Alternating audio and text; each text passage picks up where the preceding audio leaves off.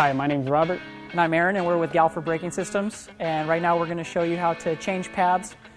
So removing the caliper, taking the old pads out, we're going to throw a new set of pads in and reinstall the calipers. All calipers are different depending on which model you have, so this particular setup may not apply just to you, but there will probably be some small tweaks to get your bike ready.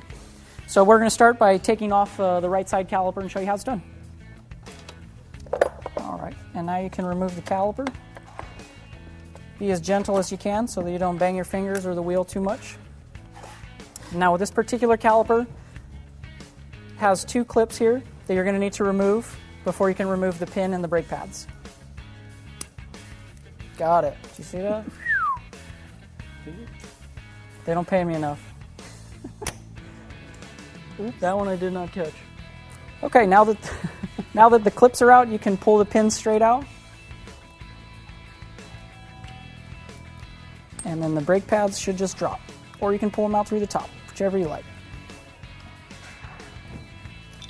Okay, so we've got our new set of brake pads. What we've done is we've cleaned the inside from any brake dust. You want to always clean the inside of your caliper. We also recommend you using maybe some Scotch-Brite to resurface the pins and the clips. So we're going to do the install. So you can put the brake pads back in, either through the bottom or the top, whichever you prefer. Slide them back in. You've got your pins. And then once you got both pins in, we have the R clips going back into this caliper.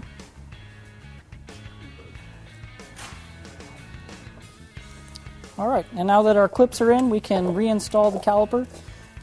We do recommend that with you using a new set of pads, you're going to want to push the pistons back into the caliper while you have it out. That way there's enough clearance for the thicker, newer pad when putting it back onto the rotor.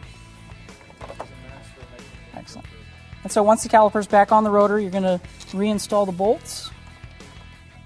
You want to true the calipers and the wheel so that everything lines up straight. So what we've done is, with the wheel back on, axle's still a little bit loose, pinch bolts are a little bit loose, and the caliper bolts are all a little bit loose.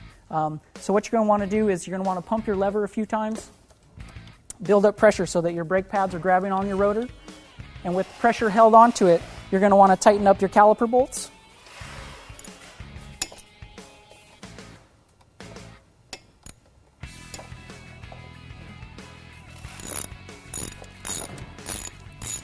Keep in mind this is maintaining pressure so that the brake pads stay in place.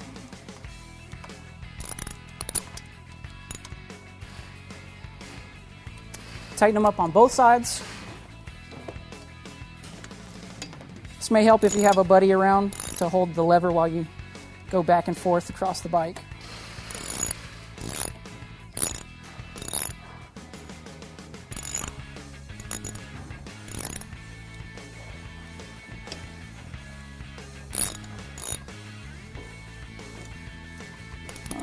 Now the caliper bolts, you want to move to the pinch bolts.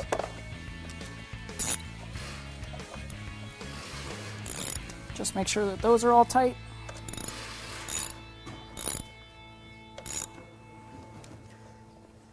Again, both sides.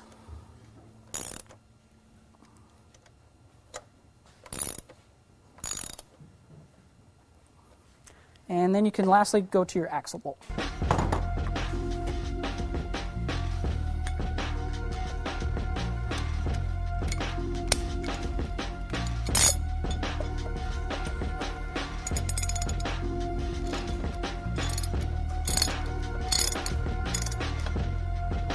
When installing the calipers, you are going to want to refer to your owner's manual for torque specifications. Make sure that you do have it torqued down to the recommended tightness.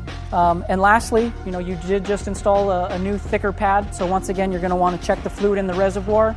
Make sure that by pushing those pistons out, you haven't pumped too much fluid back up in the reservoir and you still have some clearance room. So once you've done that, you're ready to ride. The recommended break-in period for the brake pads, we do recommend 50 to 100 miles of easy break-in, so don't get really heavy on the brakes right off the bat. Take it pretty easy, normal street commuting, riding, take it easy and you'll be good.